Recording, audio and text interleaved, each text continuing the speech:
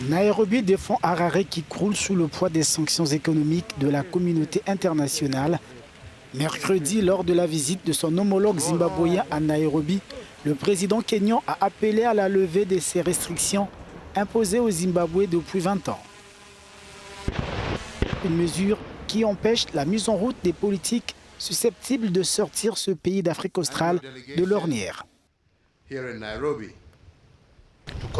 Nous continuerons à soutenir le Zimbabwe contre les sanctions illégales qui ont été imposées à ce pays et qui continuent à causer des problèmes et des ennuis indus à la population zimbabwéenne.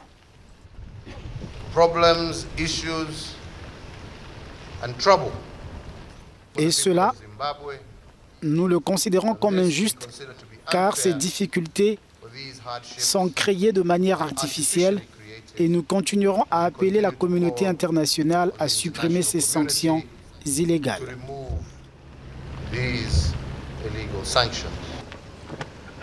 Je remercie le Kenya pour ce soutien et cette solidarité envers le Zimbabwe dans l'appel à la suppression inconditionnelle des sanctions unilatérales qui ont été imposées au Zimbabwe. À l'origine, la mesure était une réponse aux violations supposées des droits de l'homme au Zimbabwe sous Robert Mugabe.